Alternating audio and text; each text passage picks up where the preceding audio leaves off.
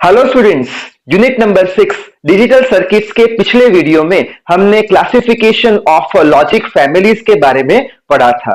तो आज इस वीडियो में लॉजिक फैमिलीज की कैरेक्टरिस्टिक्स के बारे में हम पढ़ने वाले हैं। So I hope you are ready with your pen and paper. So without wasting much time let us start this video. अब ये जो कैरेक्टरिस्टिक्स ऑफ लॉजिक फैमिलीज है, इसको हम important parameters of digital integrated circuits भी बोलते हैं। तो यहां पे आज हम समझने वाले हैं कि जो हमारी लॉजिक फैमिलीज होती है उसके पास कौन से कैरेक्टरिस्टिक्स होते हैं। तो यहां बोर्ड पे 10 कैरेक्टरिस्टिक्स लिख के रखी है जो कि बहुत ही ज्यादा इंपॉर्टेंट है। तो समझने की कोशिश करते हैं वन बाय वन। फर्स्ट है speed. Speed means what? Determined by time between the application of input and change in output। यानी क्या कि एक गेट है हमारे पास, गेट को हमने कुछ इनपुट पे सिग्नल दे दिया। अब ये सिग्नल इनपुट से लेके आउटपुट तक पहुंचने के लिए कितना टाइम लगाएगा, वो टाइम से हम सिग्नल की स्पीड डिटरमाइन कर सकते हैं, जिसे बोल देंगे स्पीड। नेक्स्ट कैरेक्टरिस्टिक है fan out. Fan out means what? The number of gates that can be driven by gate output। यानी एक गेट है हमारे पास, गेट के आउटपुट से हम कितने नंबर ऑफ दूसरे गेट चला सकते हैं उसे हम बोल देंगे फैन आउट। जैसे कि गेट के आउटपुट से हम 4 दूसरे और गेट भी चला सकते हैं, तो फैन आउट कितना हो गया? 4 हो गया। ठीक है। नेक्स्ट है फैन इन। फैन इन यानी क्या? The maximum number of inputs that can be applied to a logic gate. यानी क्या कि एक हमारे पास लॉजिक गेट है, ठीक है, वो लॉजिक गेट को अगर हम 2 इनपुट देंगे तो वो अच्छे से काम करेगा, अगर 3 इनपुट देंगे तो भी अच्छे से काम करेगा, लेकिन अगर चौथा इनपुट हमने बढ़ाया तो क्या होगा? गेट काम करना बंद कर देगा। क्यों? क्योंकि 4 इनपुट से ज्यादा करंट जाएगा, ज्यादा वोल्टेज जाएगा, जिससे करके इसका फंक्शन डिस्टर्ब हो जाएगा। तो फैन इन का मतलब क्या होगा कि कितने मैक्सिमम आप इनपुट दे सकते हो जब तक गेट हमारा काम कर सकता है। यानी यहां पे 3 इनपुट पे गेट अच्छे से काम कर रहा है, तो फैन इन कितना हो गया? 3 हो गया। ठीक है। नेक्स्ट देखते हैं पावर डिसिपेशन। यानी क्या? पावर यूज्ड बाय पर गेट। इसका मतलब क्या हो गया? जैसे कि यहां पे 4 वॉट का पावर अवेलेबल है, ठीक है, और हमारे पास 4 गेट है यहां पर, ठीक है, 4 गेट है। अब ये गेट 1 वॉट पावर लेगा, ये वाला गेट 1 वॉट पावर लेगा, ये वाला गेट 1 वॉट पावर, और ये वाला गेट 1 वॉट पावर लेगा। ठीक है। यानी डेफिनेशन क्या बोलता है? पावर यूज बाय पर गेट, यानी हर एक गेट ने जितना पावर यूज किया है उसे बोल देंगे पावर डिसिपेशन। इसका मतलब क्या? जितना पावर दिया उतना पावर डिसिपेट हो गया, उतना पावर यूज कर दिया पर गेट ने, हर एक गेट ने। ठीक है।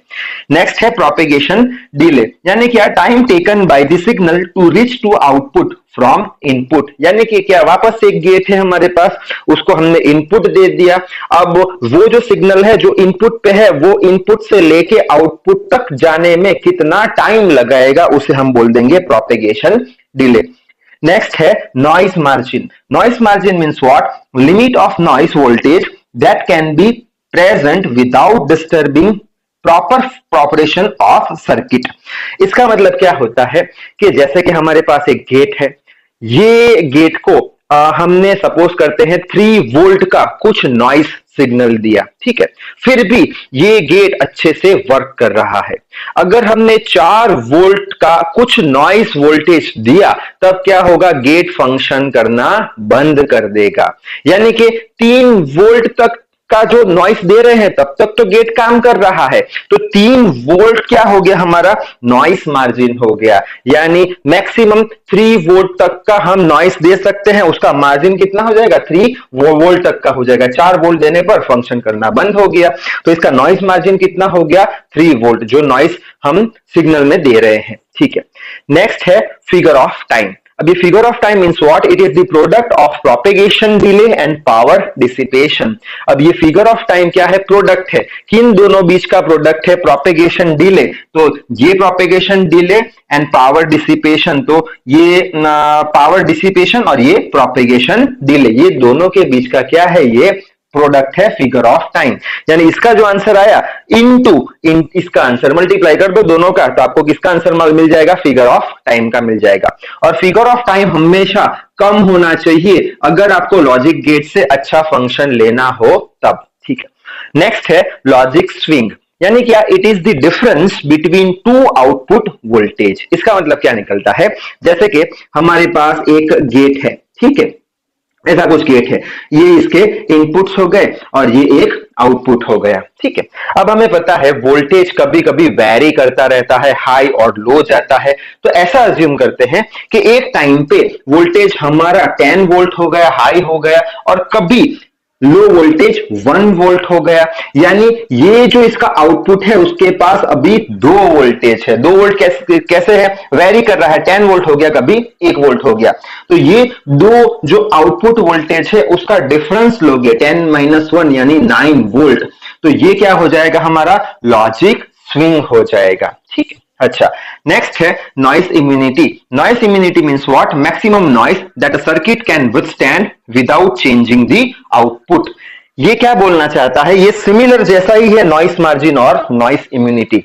नॉइस इम्यूनिटी ऐसा बोलता है कि कितने मैक्सिमम नॉइस वोल्टेज तक एक गेट अच्छे से फंक्शन करता रहे उसे बोल देंगे नॉइस इम्यूनिटी। जैसे कि 3 वोल्टेज का नॉइस हमने दिया गेट को, ठीक है, तब तक वो अच्छे से काम कर रहा है, लेकिन 3 से अगर 4 वोल्ट का नॉइस दे दिया गेट को तो वो अच्छे से काम करेगा नहीं, क्योंकि उसकी इम्यूनिटी इतनी है नहीं, इतने सारे नॉइस को वो सहन नहीं कर पाएगा, इसलिए 3 वोल्ट तक काम बन जाएगा, यानी 3 वोल्ट क्या हो गया, हमारा नॉइस इम्यूनिटी हो गया, ठीक है।